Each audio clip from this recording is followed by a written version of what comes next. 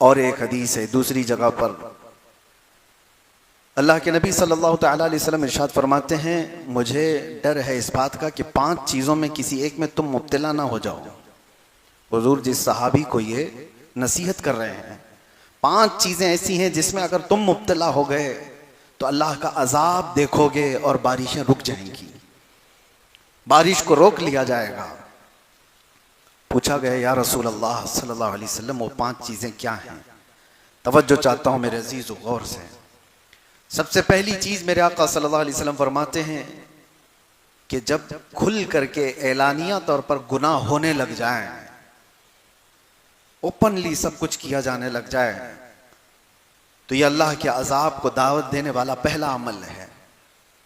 लोग अपनी बुराइयों को छुपाया करते थे, लेकिन इस दौर में अपनी बुराइयों को जाहिर करने का फैशन आ चुका है। जो कुछ किया उसको रील बनाया और सब में नशर किया। इंटरनेट की दुनिया पर आज देखें भरे हुए हैं नौजवानों की सबसे ज्यादा मसरूफियत आज किस काम में है? उनको रील्स बनाने हैं। किन कामों के रील्स बनाने हैं? कोई फायदे के, कोई नफा के नहीं। लड़कियां भी इसी में मसरूफ हैं, लड़के भी इसी में मसरूफ हैं। वो मुसलसल अपनी नंगेपन का, अपने अय्याशी का इजहार करना चाहते हैं ताकि पूरी कौम देखे। और यही तो बात मेरे आका सल्लल्लाहु अलैहि वसल्लम ने फरमाया, जब फहाशी ऐलानिया होने लग जाए, ओपनली होने लग जाए। और एक हदीस मैंने इससे कबल भी आपके सामने जिक्र किया था। 3 चीजें मेरे आका सल्लल्लाहु अलैहि वसल्लम ने फरमाया था, 3 चीजें जब तुम देख लो तो जमीन के ऊपर रहने से जमीन के नीचे रहना बेहतर है। मतलब क्या है? कब्र में चले जाना बेहतर है।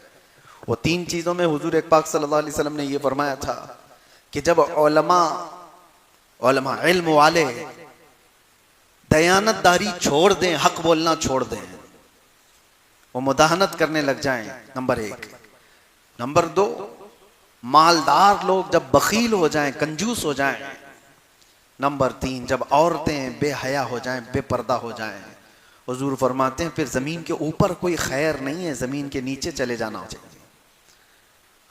जमीन के ऊपर कोई खैर नहीं होगा। ये 3 चीजें हुजूर ने फरमाई थी। उसी में से एक चीज मैं ये आपके पास अर्ज कर रहा हूं।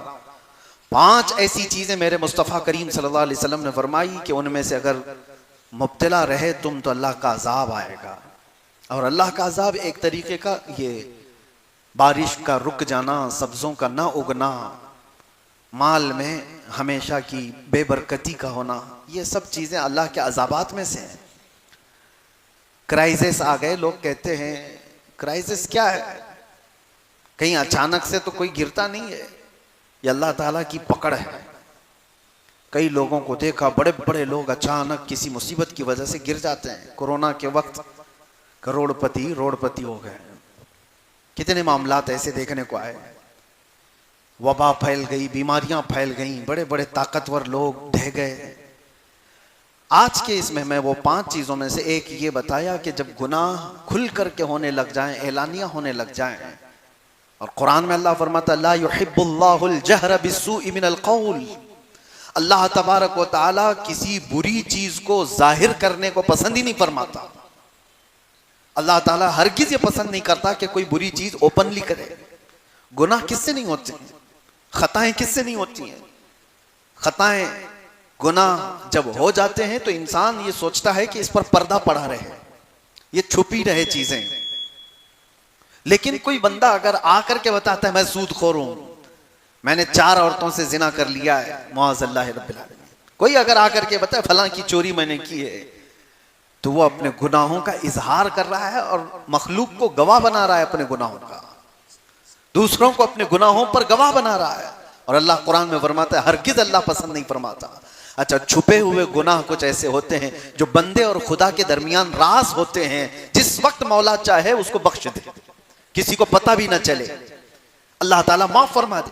लेकिन बंदा जब सारे लोगों को गवाह बनाता है अपने गुनाहों का, सबको बता देता है कि मैं ये सारी चीजें किया हूं, तो फिर वो अदल के हिसाब के तख्त पर लाया जाएगा। अजीजा ने गिरामी, पहली चीज ये। दूसरी, मेरे आका सल्लल्लाहु तआला अलैहि वसल्लम ने इरशाद फरमाया बारिश के रुकने के असबाब में से ऐलानिया गुनाह होने लग जाए। दूसरे नंबर पर लोग जब अपनी ज़कात के माल को दबा करके रखें, ज़कात ना दी जाए, ज़कात मुस्तहिकीन तक ना पहुंचती हो तो अल्लाह ताला बारिश को रोक लेता है। आज के दौर में भी यही हालात है। लोगों को सिर्फ अपने माल का 2.5% निकालने में इतनी खुजली होती है, इतना दर्द होता है, हजार हीले बहाने करने लग जाते हैं ज़कात बचाने के लिए। सोचो, वो अरहमुर राहिमीन, वो खल्लाक़े कायनात, वो रज़्ज़ाक़े हकीकी जिसने पाई पाई तुम्हें दिया है, अगर वो चाहता तो आपके माल का आधा पूरा ज़कात में देने का हुक्म देता कि 50% तुम रखो, 50% अल्लाह की राह में दे दो। अल्लाह ने ये हुक्म भी नहीं दिया। ना ये फरमाया कि 100 कमाए हो तो 25 अल्लाह की राह में दे दो, 75 तुम रख लो। ये भी नहीं, ये भी हुक्म नहीं दिया कि 100 कमाए हो तो 10 अल्लाह की राह में दे देना, 90 तुम रख लेना। नहीं, हैरत की बात है, अल्लाह का हुक्म है कि 100 कमाए हो तो सिर्फ 2.5 रुपया दे देना, बाकी पूरा तुम रखो। सिर्फ 2.5 रुपया, 2.5%। इसके लिए आनाकानी इतनी होती है। देखा जाए तो ये सारे जितने टैक्स हैं उसमें सब में कम है। जीएसटी हो, तुम्हारे इनकम टैक्स हो, जितने टैक्स हैं वो, अरे 5% से लेकर के 28% तक के टैक्स हैं, 18% के टैक्स हैं, कितने टैक्स हैं। लेकिन यहां पर सिर्फ 2.5%, वो भी टैक्स में और ज़कात में इतना बड़ा फर्क है। लोगों को लगता होगा कि ये हमारे लिए ज़कात टैक्स के बराबर नहीं। टैक्स आपके इनकम पर है और ज़कात आपकी सेविंग पर है। इनकम और सेविंग में फर्क नहीं है। आप अगर 1 करोड़ रुपए महीना कमाते हैं तो टैक्स 1 करोड़ का होगा आपके पास। लेकिन शरीयत ने कहा है 1 करोड़ कमाता है, 90 लाख रुपए खर्चा हो जाते हैं तो उस खर्चे पर ज़कात नहीं, जो बच गया उस पर, उसी पर ज़कात है। और वो भी आते साथ नहीं, साल गुजर जाए उस पर। शरीयत ने इतनी सारी छूट दी, उसके बावजूद ज़कात के माल में हेरा फेरी चल रही है। बड़े बड़े मालदारों की अगर ज़कात निकल गई होती तो इस उम्मत में कोई गरीब ही नहीं होता। दौरे उमर फारूक रदी अल्लाह ताला सिर्फ 2.5 साल के बाद हजरत अबू बकर सिद्दीक 2.5 साल खलीफा रहे और उनके बाद हजरत उमर फारूक रदी अल्लाह ताला अन्हु खलीफा वक्त बने। और आपके ज़माने खिलाफत में यमन से ज़कात का माल आया मदीने में। वहाँ जो गवर्नर थे सहाबी रसूल, उन्होंने ज़कात जो लोगों ने जमा की थी वो सब जमा करके मदीने भेजा और मदीने के फ़ुक़रा और मसाकीन को तकसीम करने के लिए फरमाया।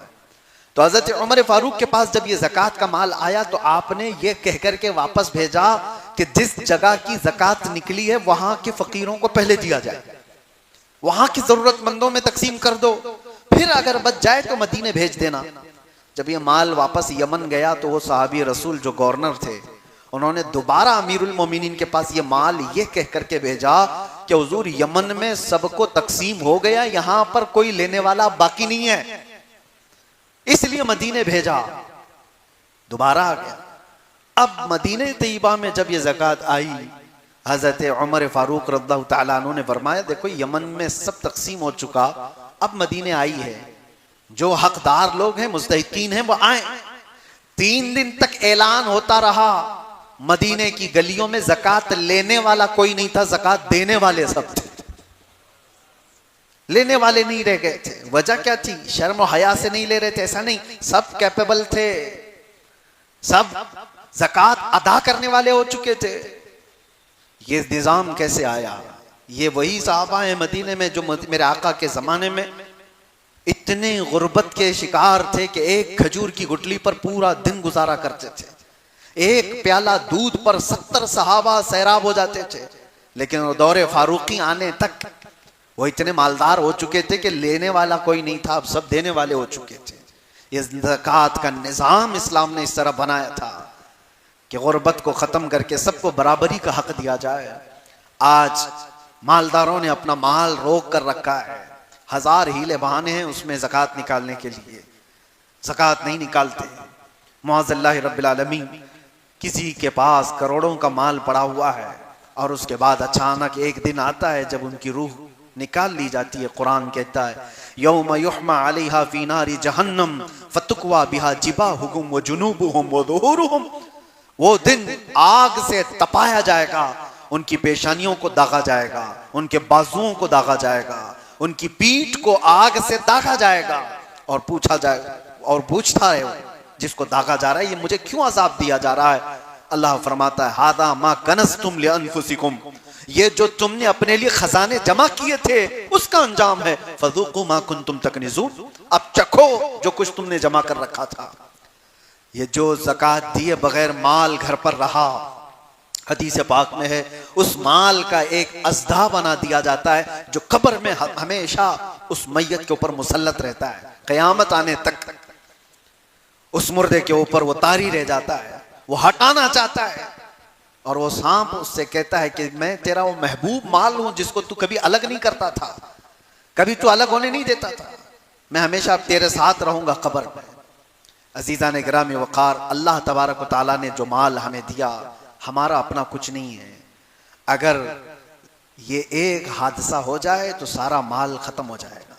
माल हो तो ऐसा, अल्लाह अकबर, अश अश करते हैं हम उस उस्मान इब्न अफ़्फ़ान रदी अल्लाह तआला अन्हु का, जिन्होंने अता करते करते इतना दिया था कि आज तक उनके माल को अल्लाह ने महफूज रखा। मदीने में आज भी उनका अकाउंट चलता है।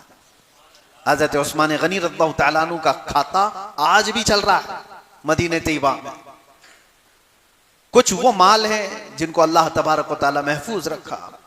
तो सबसे बड़ी चीज मेरे आका सल्लल्लाहु तआला अलैहि वसल्लम ने फरमाई, जब लोग ज़कात का माल रोक करके रख लें तो अल्लाह ताला बारिश के कतरे रोक लेता है, बारिश के कतरे रोक लिए जाते हैं। तीसरी चीज मुस्तफ़ा करीम सल्लल्लाहु तआला अलैहि वसल्लम ने इरशाद फरमाई, जब लोग अमानतों में खयानत करने लग जाएं, ये बड़ी बात है। और एक चीज हुजूर करम सल्लल्लाहु अलैहि वसल्लम ने फरमाया, जब लोग नाप तोल में कमी करने लग जाएं तो उन पर दो चीजें मुसल्लत की जाती हैं, नाप तोल में कमी करने वाले, अमानत में खयानत करने वाले। हुजूर फरमाते हैं बारिश भी रोक ली जाती है और जालिम हाकिम को उनके ऊपर बिठा दिया जाता है, उसके जुल्म को सहते रहेंगे। जालिम हाकिम अगर तुम्हारे सरों पर बिठा दिया गया है तो तुम्हारे अमाल, ये तुम्हारे खुर्द बुर्द की वजह से है। लोगों में एक बड़ी बुराइयां ये फैली हुई हैं। नाप तोल में कमी करने वालों पर एक बहुत बड़ा अजाब आया था, यह हज़रत शुएब अलैहिस्सलाम की कौम करती थी। कुरान पाक में है, अल्लाह फरमाता वला तनकुसुल मिकियाल वल मीज़ान। हज़रत शुएब अलैहिस्सलाम कहते थे कि नाप तोल में हरगिज कमी ना करो, यह अल्लाह के अजाब को दावत देने वाली चीज है। लेकिन वो कौम मानती नहीं थी। फिर अल्लाह का अजाब आया, बहुत भयानक अजाब आया था। हज़रत शुएब अलैहिस्सलाम की कौम हिलाको बर्बाद हो गई। आज भी इस उम्मत में अगर ऐसे लोग हैं जो इस तरह के हीले बहाने करके खुर्द-बुर्द करके थोड़ा सा बचाना चाहते हैं, दूध में पानी मिलाने वाले, अशिया खुर्दनी में खाने पीने की चीजों में मिलावट करने वाले, तोलने वाली चीज में कांटे के साथ धोखा करने वाले, कुछ ऐसे लोग भी मेरे पास आए थे जिन्होंने कहा कि हमारा काम है ये जो वजन करने वाला कांटा बनाना। लेकिन उनसे कहते कई दुकानों वाले हैं, बड़े बड़े लोग हैं, वो हमें सिर्फ ऑफर ये देते हैं कि इतने पैसे दे दूंगा, कांटे में ये करके दे दो। अब तो डिजिटल आ गया, पहले पत्थर रखे जाते थे, कहा कि मशीन में ये करके दे दो। 800 ग्राम का ही होना चाहिए माल, लेकिन दिखाना चाहिए 1 किलो का। तो ये जो कलाकार लोग हैं, पैसे लेकर के करने वाला कर देता है, लेकिन जो जमीर नहीं बेचता वो मना कर देता है। मेरे अजीजों, आज के दौर में भी ये सब चीजें मौजूद हैं, छोटी छोटी चीजों में खयानत करने वाले। इसीलिए मेरे आका सल्लल्लाहु तआला अलैहि वसल्लम फरमाते, मोमिन हर बुराई कर सकता है लेकिन झूठा और खयानतदार नहीं हो सकता। झूठ और खयानत मोमिन के लिए है ही नहीं, खयानत करना। और अक्सर तो आज लोगों का हाल ये हो गया, खयानतदारी। अक्सर जिसके पास भी कुछ माल रखा जाए उससे वापस आने की उम्मीद ही खत्म हो जाती है। इसीलिए कोई एक दूसरे को कर्जे हसन देता नहीं। आज लोन की बला में मुब्तला क्यों है सारे लोग? क्यों है? लोन क्यों लेना पड़ जाता है? वजह यह है कि आपस में कोई कर्जे हसन देने वाला नहीं रह गया कि 10 लाख रुपए मैं तुझे देता हूं, 10 लाख रुपए 6 महीने के बाद, साल भर के बाद वापस लौटा देना। मालदारों के पास पैसे रखे हुए हैं लेकिन वो देना नहीं चाहते। वजह क्या है? अमानतदारी नहीं है। ले लिया तो ये तो गायब ही हो जाएगा। लेने से पहले लहजा और लेने के बाद उसका लहजा कुछ और। पैसे लेने वालों का लहजा देखो, आप गिड़गिड़ाते हैं, अपनी जरूरियात बताते हैं, दे दिया उसको, फिर महीने के बाद उसको फोन करो, बोले टाइम नहीं है अभी, बाद में मिलता हूं ना, मैं क्या भाग के जा रहा हूं। ये सारी आदतें जो खसलतें आई, ये खयानतदारी है। दौरे फारूक आजम रदी अल्लाह तआला अन्हु में एक बात मिलती है, मदीने का एक शख्स, उसके ऊपर किसी का कर्जा बाकी था, किसी का कर्जा। मदीने में एक सहाबी ने आकर मुकदमा कर दिया, हजरत उमर से कहा यह शख्स अजनबी है मदीने में, मेरा कर्जा लिया वो देता नहीं। हजरत उमर ने कहा कि तू इसका कर्जा कब वापस कर रहा है? कहा हुजूर मुझे 2 दिन का वक्त दे दे, मैं वापस कर दूंगा, लेकिन मुझे मदीने से बाहर मेरे वतन जाने की इजाजत दी जाए, मेरे गांव जाके आऊंगा। हजरत उमर ने कहा तू भाग जाएगा? कोई है यहां पर जो तेरी जमानत ले ले तो मैं तुझे छोड़ दूं। उसने कहा मुझे यहां कोई जानने वाले लोग हैं नहीं, लेकिन अगर कोई मेरी जमानत लेता है तो मैं झूठा नहीं हूं। हजरत उमर ने कहा अदालत जो है वो जुमलों पर नहीं चलेगी, एविडेंस चाहिए ना, कोई जामीन भी चाहिए। जज से अगर आप कह दो मैं थोड़ी ना भाग रहा हूं, जज ये नहीं कहेगा कि तू नहीं भाग रहा है या भाग रहा है, ये तेरा मसला है, कोई जामीन ला के दे दे, पेपर ला करके दे दे प्रॉपर्टी के। हजरत उमर ने कहा कोई जामीन है? कोई नहीं था। कौन उठता है अनजान आदमी के आप जमानत देंगे आज? लेकिन हजरत अबू दरदा एक सहाबी, वो खड़े हो गए, कहा अमीरुल मोमिनीन मैं उसकी जमानत लेता हूं। कहा पहचानते हो? कहा नहीं पहचानता, लेकिन 2 दिन के बाद वो आ जाएगा पैसा लेकर के। हजरत उमर ने कहा अगर वो नहीं लेकर के आएगा तो तुमको पकड़ा जाएगा, पैसा भी देना होगा और अंदर भी जाओगे। हजरत अबू दरदा ने कहा मंजूर है। उस शख्स से कहा गया कि जाओ तू लेकर के आ जा। वो गया, 1 दिन 2 दिन, शाम हो रही थी, आया नहीं। हजरत उमर ने अबू दरदा को बुलाया, आ जाओ। वो तो आया नहीं जिसकी तुम जमानत लिए थे, और वो साहबी भी आ गए जिन्होंने जिनका कर्जा बाकी था। तो इतने ही में मगरिब से पहले पहले वो हाँपता कांपता दौड़ता हुआ वो बंदा आ गया, अदालत में आया और कहा कि हुजूर उनके जो पैसे बाकी थे मैं लेकर के आ गया, इंतजाम कर रहा हूं। इतना करना था कि वो सहाबी रसूल जिनका कर्जा बाकी था वो खड़े हो गए, कहा अमीरुल मोमिनीन अल्लाह की इज्जत की कसम मैं आपके सामने गवाही देता हूं कि इस बंदे का कर्जा मैंने माफ कर दिया, मुझे वापस नहीं चाहिए, मैंने माफ कर दिया। अब सुनिए, उन्होंने कर्जा माफ कर दिया। अब हजरत उमर ने इन तीनों से एक एक सवाल किया। पहले ये इस शख्स से कहा तू तो चला गया था, भाग गया था, तेरा गांव भी नहीं मालूम, तू कहां का रहने वाला, पैसा लेकर के चला गया होता तो तुझे पकड़ने में बड़ी दिक्कत आ सकती, या तू छुप छुपा करके रह सकता था, आया क्यों अपने टाइम पर? तवज्जो है मुसलमानों। वो शख्स कहता है अमीरुल मोमिनीन मैं चाहता तो भाग कर चला जाता, लेकिन वापस अपने वादे के मुताबिक इसलिए आ गया कि बाद को कोई आने वाला ये न कह दे कि मोहम्मद के गुलाम धोखेबाज होते हैं, मेरे नबी सल्लल्लाहु अलैहि वसल्लम तक कोई कह न दे कि उनके गुलामों में वादा खिलाफी है, इसलिए मैं वापस आ गया, वादा किया था तो पूरा कर दिया। हजरत उमर रज़ियल्लाहु तआला अन्हु ने अबू दरदा सहाबी से पूछा कि आप तो जानते नहीं थे, इसको कैसे जमानत दे दी?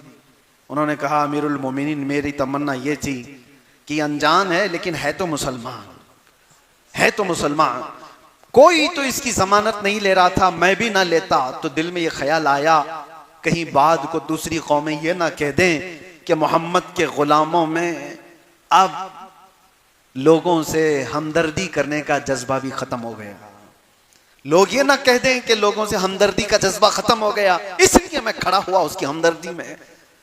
और वो कर्ज खा साहबी से पूछा आपने अभी क्यों माफ कर दिया, पहले तो माफ कर सकते थे? उन्होंने कहा पहले इसके बारे में इतना नहीं मालूम था, लेकिन अपने वादे के मुताबिक बराबर आ जाने वाला शख्स मेरे नबी का सच्चा गुलाम, मैंने अपना कर्जा इसलिए माफ कर दिया कि लोग कल को ये ना कहें कि मोहम्मद अरबी के गुलामों में माफ करने का जज्बा खत्म हो गया है। तीनों का एक ही मिशन था कि हुजूर पर कोई उंगली ना उठाए। अजीजा ने ग्रामी वखार, अमानत सहाबा इकराम में इस तरह की थी कि वो वक्त का भी लिहाज रखते थे और लोगों का भी लिहाज रखते थे। क्या आज ये माशरे में बात आ सकती है? और हुजूर पाक सल्लल्लाहु अलैहि वसल्लम ने फरमाया जब अमानत में लोग खयानत करने लग जाएं तो समझ लो कि बारिश रोक ली जाती है, और नाप तोल में कमी करने लग जाएं तो बारिश रोक ली जाती है। और इल्म के सिलसिले में भी फरमाया गया, जब इल्म खत्म हो और जहालत आम होने लग जाए तो ये बाजार गुनाहों का है। यहां अब इल्म की तलब किसी को नहीं है। अब इल्म की तलब कहां है किसको? हर कोई अपने अपने जिंदगी में मगन है। वो इंटरनेट की दुनिया का शागिर्द है। आज सब गूगल के शागिर्द हैं, सब इंस्टा फेसबुक के शागिर्द हैं। हाथों में अल्लाह की किताब कब आई थी पता ही नहीं है। हदीस रसूल कब पढ़ा था ये पता ही नहीं है। जो कुछ भी आज डिपेंडेंट हैं वो सिर्फ मोबाइल पर हैं, इंटरनेट की दुनिया पर हैं। सच बताओ, अपने ज़मीर पर हाथ रख करके इन हाथों को देखो, पूछो आखिरी बार कब कुरान उठाया था? आखिरी बार कब हदीस रसूल उठाया था? कोई किताब पढ़ा था? इल्म की तलब खत्म हो गई, जहालत हमारे मुआशरे में आम हो गई है। अजीज़ा ने गिरामी वक़ार, ये सारे वो असबाब हैं जिसकी वजह से बारिशें रोक ली जाती हैं। मैंने सूरह नूह की आयत तिलावत की थी। इलाज भी तो सुनते जाए। ये तो असबाब है, इलाज क्या है? सैयदना नूह अलैहिस्सलाम फरमाते हैं, फ़क़ुल्तु इस्तग़फ़िरू रब्बकुम इन्नहु कान गफ़्फ़ारा।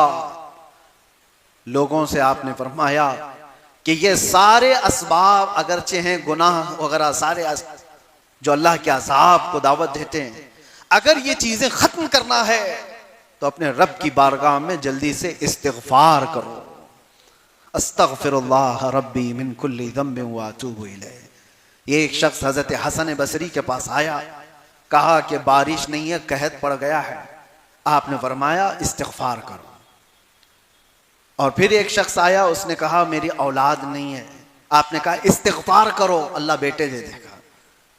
फिर एक शख्स आया, उसने कहा मेरे बगीचे हैं और वो सब सूखने पर आ गए हैं। आपने कहा इस्तिग़फ़ार करो।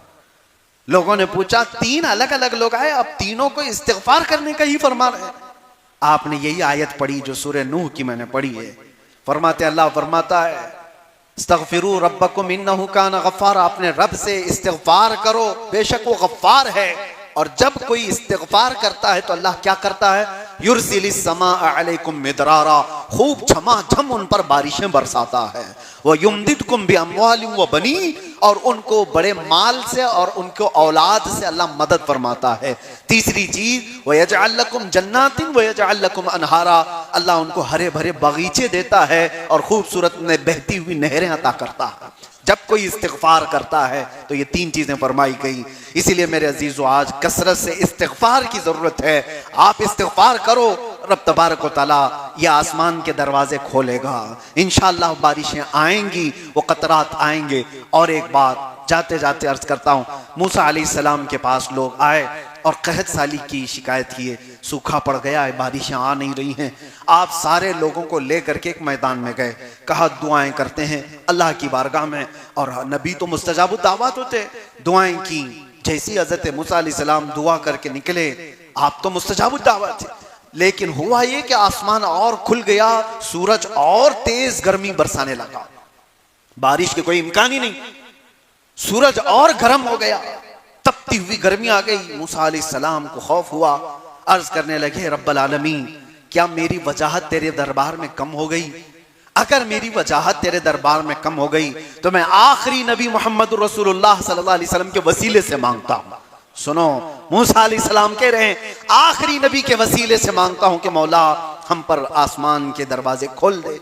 रब ताला की तरफ से निदा आई, ऐ मूसा तुम्हारी वजाहत हमारे दरबार में कम नहीं हुई, लेकिन बात यह है तुम्हारी जमात में एक शख्स 40 साल से मुसलसल गुनाहों में मुब्तला है, जिसने हमको नाराज कर रखा है, और जब तक वो तुम्हारी जमात में होगा मैं बारिश का एक कतरा भी नहीं बरसाऊंगा। मूसा अलैहिस्सलाम को ये जलाल भरा हुक्म आया। आपने रब ताला की अल्लाह ताला के इस पैगाम को अपनी कौम में सुनाया कि कोई बंदा ऐसा है जो 40 साल से फलां फलां गुनाहों में मुब्तला है, जो रब ताला के कहर को जोश में दिलाया हुआ है, इस वजह से बारिशें रुकी हुई हैं। तो कौन हटता? आपने फरमाया जो भी है वो हट जाए, हमारे मजमे में से निकल जाए, बस्ती से आबादी से निकल जाए। लेकिन मजमे में से कोई ऐसे जाएगा? कोई है? अगर किसी को कह दिया है कि जो चोर है वो उठ जाए, कौन उठने वाला है? लेकिन जो बंदा था वो तो था। आपने निशान भी बता दिए, फलां फलां गुनाहों में मुब्तला है कोई। अब जो बंदा था उस जमात में मौजूद, वो देखने लगा बड़ा मजमा है, लोग रो रहे हैं, गिड़गिड़ा रहे हैं, और मेरे बारे में हुक्म आ गया मैं ही वो शख्स हूं, जाऊं तो कैसे मैं जलील हो जाऊंगा, बहुत बुरी तरह से। उसने अपनी चादर अपने चेहरे पर डाली और रब ताला की तरफ तवज्जो किया, कहा ऐ रहमान, ये सच बात है कि 40 साल मैंने गुनाह किया, लेकिन ये भी सच है कि 40 साल तक तूने पर्दा डाल रखा, तूने मुझे मोहलत दे रखी। मैं 40 साल तक नाफरमानी करता रहा और तू 40 साल तक मोहलत देता रहा। ऐ परवरदिगार, अब तेरा बंदा तेरे दरबार में तौबा करने के लिए आया है, बस मुझे इतनी मोहलत दे दे कि इस जमात में मुझे जलील होने से बचा ले, इस जमात में मुझे जलील होने ना दे, और अगर मेरी वजह से बारिशें रुकी हुई हैं तो मौला मुझे इस जमीन से उठा ले। मैं अगर इस जमीन पर अब कदम रखने के काबिल नहीं रह गया तो अब मुझे इससे उठा ले, लेकिन तेरे नबी मूसा अलैहिस्सलाम और उनकी कौम के सामने मुझे जलील होने से बचा ले। चादर में मुंह डाल करके रो रहा था।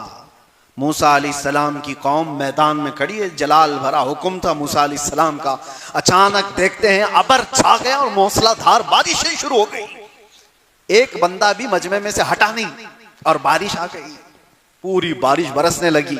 मूसा अलैहिस्सलाम रब ताला से अर्ज करते हैं कि मौला, तूने तो फरमाया था कि एक बंदा इसमें बड़ा गुनहगार है, 40 साल से नाफरमान है, उसकी वजह से मैंने बारिशें रोक रखी हैं, मगर अब तक तो इस मजमे में से कोई बंदा निकला तो नहीं, बाहर गया तो नहीं, फिर बारिश आ कैसे गई? अल्लाह फरमाता, ऐ मूसा, हमने बारिश रोक रखी थी उस गुनहगार की वजह से, अब बारिश बरसा भी रहे तो उसकी तौबा की वजह से, उसकी तौबा की वजह से उसने तौबा कर लिया। अब वो कौन था उसको छुपा दिया गया है, वो अरहमुर राहिमीन है। अजीजो आओ, कुरान कहता है वतूबू इलल्लाहि जमीअन अय्युहल मुमिनून लअल्लकुम तुफ्लिहून, सब के सब तुम मिल करके अल्लाह की बारगाह में तौबा करो ऐ ईमान वालो, अन करीब अल्लाह तुम्हें कामयाब कर देगा। इसलिए इस्तिग़फार ज्यादा से ज्यादा करो। आज का दिन ये जुमा का है और हमारे मुहर्रमुल हराम की इब्तिदा के बाद इस्लामी नए साल का ये पहला जुमा है। इस जुमा को कसरत से इस्तिग़फार करो, इस्तिग़फार करो, और इंशाअल्लाह अज़ीज़ इस्तिग़फार की बरकतें आप देखेंगी। आसमान अबरालूद होगा और इंशाअल्लाह मेरा रहमान हम सबको अपने कतराते बारिश से सैराब भी फरमाएगा। अस्तग़फिरुल्लाह रब्बी मिन कुल्ली ज़ंबिन व अतूबु इलैह, अस्तग़फिरुल्लाह रब्बी मिन कुल्ली ज़ंबिन व अतूबु इलैह, अस्तग़फिरुल्लाह रब्बी मिन कुल्ली ज़ंबिन व अतूबु इलैह। व आखिरु दावाना अनिल हम्दुलिल्लाहि रब्बिल आलमीन। खड़े हो जाएं सब।